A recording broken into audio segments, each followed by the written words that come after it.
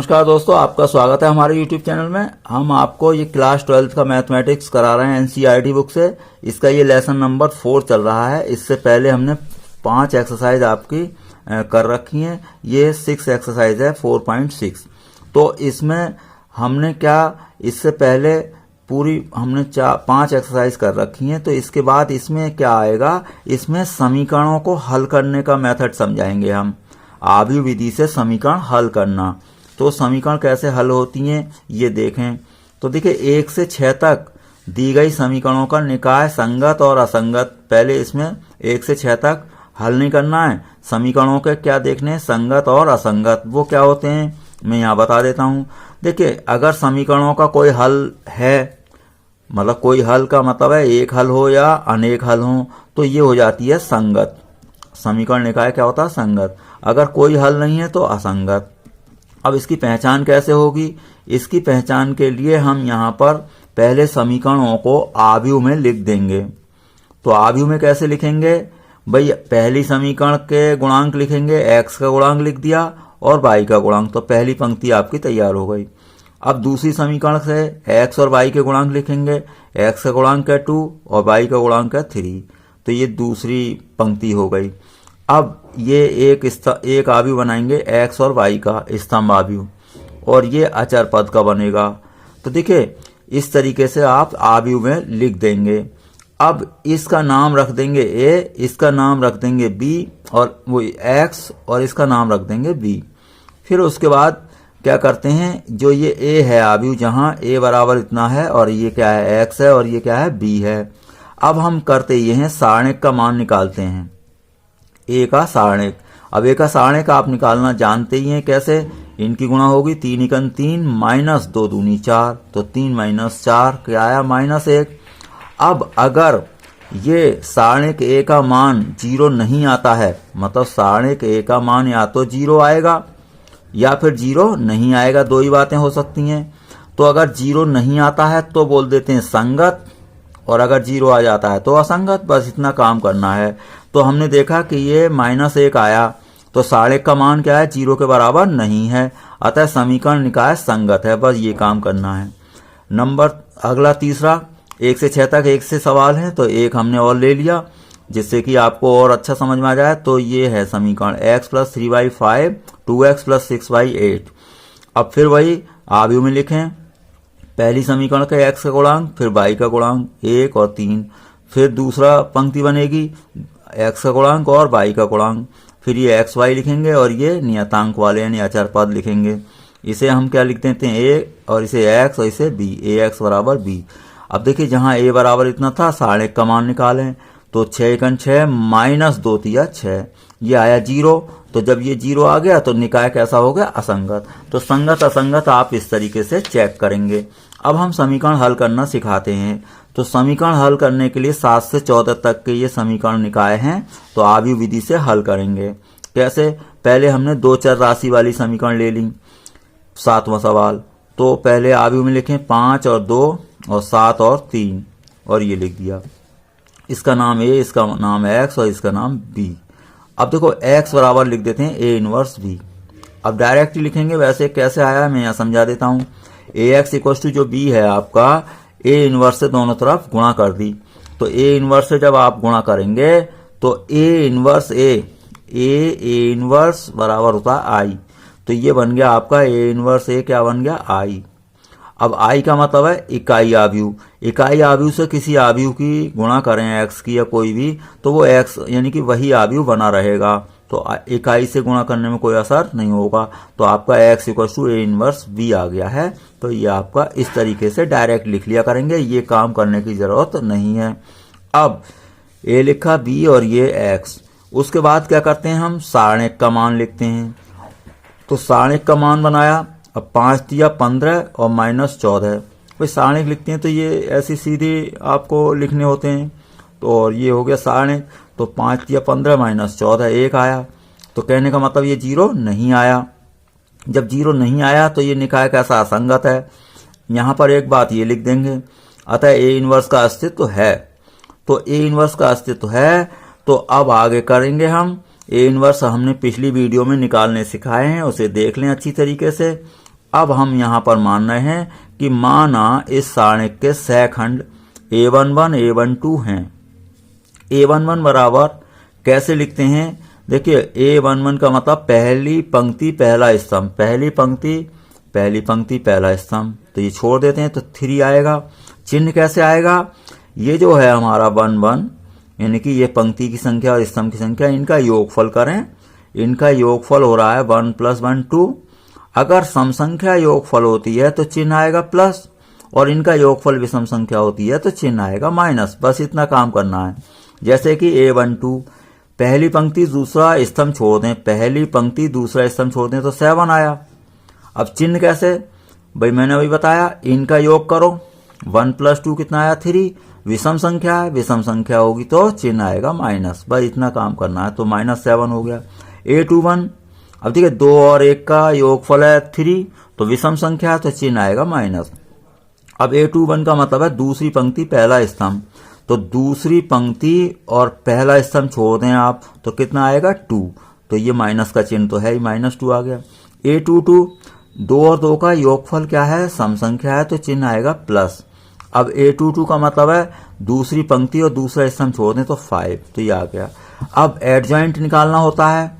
Adjoint A का मतलब होता है A11 A12, इस तरीके से लिखेंगे, A11 A12 और भी होते तो ऐसे, यानी कि इसे पंक्ति स्तंभ बना देंगे। तो A11 A12 A21 A22 इनके मान रख दिए, जो हमने ऊपर निकाले हैं वो रख दिए हमने। A21 ये था और A22।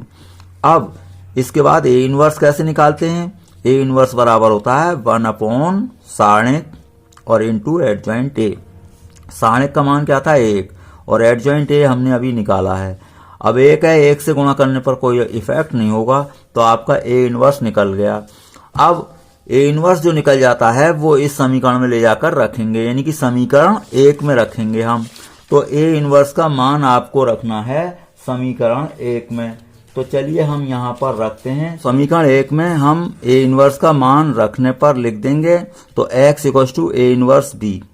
अब देखिए x का मान तो ये था ही, A इनवर्स अभी हमने निकाला आपके सामने, और B अपना है 4 और 5, तो इसको हम यहाँ पर रख देंगे। देखिए A इनवर्स ये था, तो मैंने A इनवर्स यहाँ पर रख दिया A इनवर्स, और B कितना था? B था 4 5, तो वो भी रख दिया। तो आपका ये यहाँ पर रख दिया है। अब ये चूंकि गुणा में है तो गुणा कर देंगे। कैसे? इस पंक्ति की इससे गुणा करेंगे, तो 3 चौक 12 है, आ गया 12, और माइनस, और ये प्लस है 2 पंजे 10, तो -10।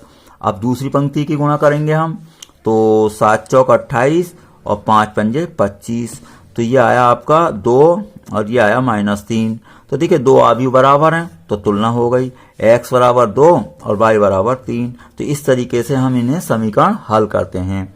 अब हमने एक 3 समीकरण वाला अवयव और ले लिया, सभी एक जैसे क्वेश्चन है, तो ये मैंने एक वो कर दिया 2/2 का, यानी कि 2 समीकरण वाला। अब 3 वाला और समझ लें एक, तो फिर ध्यान पूर्वक आप इनकी प्रैक्टिस कर लें। देखो पहले क्या करेंगे, आप अवयव में लिखेंगे। पहली समीकरण के गुणांक 2 1 1, 2 1 1, क्यों? y का गुणांक 1 है, z का 1 है, तो 2 1 1। इसमें 1 -2 -1, 1 -2 -1। यहाँ पर x नहीं है तो उसका गुणांक क्या लिख देंगे? 0। y का कितना है? 3, z का है -5। अब x y z लिखने हैं हमें, क्योंकि 3 समीकरण है तो x y z आएंगे, 3 चर राशियां हैं। अब इधर अचर पद लिख दिए 1 3/2 और 9। फिर इसको नाम देते हैं a, इसे x और इसे b, और a को इधर लिख देते हैं, तो क्या हो जाता है? A inverse. जहां a बराबर ये लिख दिया हमने और b बराबर ये लिख दिया, वो x और b बराबर ये है, और x है आपका ये।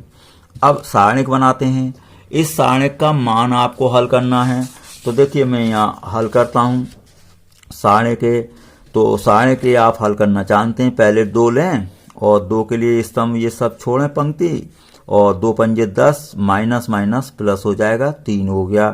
भाई 2 पंजे 10 और चिन्ह आता माइनस, और ये पहले से ही माइनस है तो प्लस हो गया। अब यहाँ फिर ये लिया पहले, फिर ये लेंगे -1। इसके लिए ये पंक्ति स्तंभ छोड़ें और पंक्ति, तो 1 पंजे 5, माइनस का 5 हो गया, और -0 प्लस इसका चिन्ह आएगा प्लस, अब इसके लिए स्तंभ और पंक्ति छोड़ें तो 1 तिया 3 माइनस 0 तो 3 माइनस 0 तो ये हुआ 10 और 3 13, 13 दूनी 26 और -5 गुणा -1 प्लस 5 और प्लस का 3 तो ये आपका हो गया 34। अब ये तो यहीं छोड़ दें। अब हम निकालेंगे सेकंड। कैसे? A11। अब देखिए A11 का मतलब पहली पंक्ति पहला स्तंभ छोड़ दें, ये वाला और ये बचा -2 -1 और 3 -5 या डायरेक्ट लिख दें 2 पंजे 10 माइनस माइनस प्लस 3। चिन्ह ये कहाँ से आता है? अभी मैंने बताया पीछे, इनका योगफल अगर सम संख्या है तो प्लस और विषम संख्या है तो माइनस। अब चलिए A12 पर चलते हैं। देखिए A12 मतलब पहली पंक्ति दूसरा स्तंभ छोड़ो तो 1 पंजे 5 माइनस का और -0 तो -5 -0 चिन्ह आएगा माइनस। क्यों? 1 और 2 का योग है विषम संख्या। चलिए अब ये माइनस माइनस प्लस हो गया। A13 तो पहली पंक्ति और ये स्तंभ तीसरा तो 1 तिया 3 -0 तो 3 -0 3 हो गया। अब 1 और 3 क्या है? योगफल सम संख्या है 4 हो गया तो प्लस आया चिन्ह। A21 2 और 1 3 है तो विषम संख्या तो माइनस। अब A21 का मतलब दूसरी पंक्ति और पहला स्तंभ छोड़ दें आप तो 1 और ये बचेगा तो -5 1 गुणा और -5 -3 तो -5 -3 माइनस चिन्ह तो बाहर है ही तो ये हुआ -8 तो +8 हो गया। ऐसे ही A22 में देखिए दूसरी पंक्ति दूसरा स्तंभ छोड़ो, ये छोड़ेंगे देखिए है ना, ये छोड़ेंगे और ये तो 2 पंजे 10 माइनस का और -0 तो -10 -0 तो ये होगा -10 चिन्ह आएगा क्या? प्लस 2 और 2 4 प्लस। अब A23 यानी कि दूसरी पंक्ति और तीसरा स्तंभ तो ये छोड़ देंगे आप, ये तो 2 तिया 6 -0 तो 6 -0 2 और 3 5 हो रहा तो चिन्ह आया माइनस। अब A31 यानी कि अब तीसरी पंक्ति बची तो A31 ये छोड़ेंगे आप और ये छोड़ेंगे क्योंकि तीसरी पंक्ति और पहला स्तंभ 1 1 1 माइनस 1 और माइनस माइनस प्लस हो जाएगा 2 तो -1 प्लस के 2 और 3 और 1 हो रहा है योग 4 तो प्लस तो ये 2 -1 क्या आया? 1। A32 3 और 2 5 तो माइनस का तो 3 और ये 2 तो 2 1 2 माइनस का 2 और -1 तो -2 -1 तो ये होगा आपका 3 माइनस का और ये माइनस है तो प्लस हो गया। अब A33 का मतलब तीसरी पंक्ति और तीसरा स्तंभ छोड़ दें तो 2 दूनी 4 माइनस का 4 माइनस का 1 तो माइनस का 4 -1 और -5। अब एडजॉइंट कैसे लिखते हैं? एडजॉइंट है A11 A12 A13 A21 A22 A23 ऐसे लिख देते हैं क्रम से। अब A11 कितना था? 13, A12 5 और ये 3 तो 13 5 3। अब A21 8 है आपका, A22 -10 A23 -6। अब A31 कितना है? 1 और ये है 3 तो 1 3 और A33 -5। तो एडजॉइंट जब निकल जाता है A इनवर्स कैसे निकलता है? 1 अपॉन डिटर्मिनेंट इंटू एडजॉइंट है। डिटर्मिनेंट आपका निकला था 34 तो 1 अपॉन 34 और ये एडजॉइंट ए लिख लिया। ए इनवर्स का मान कहाँ ले जाकर रखते हैं आप? समीकरण 1 में। तो समीकरण 1 जहां भी थी वहीं ले जाकर आप रख देंगे। जैसे ये समीकरण आपकी 3 होती है x बराबर ए इनवर्स बी, तो इसमें आप मान रख दें। तो ए इनवर्स का मैंने मान रख दिया यहाँ पर। तो ए इनवर्स का मान है आपका जो अभी हमने निकाला, ये रख दें आप, और बी आपका ये है।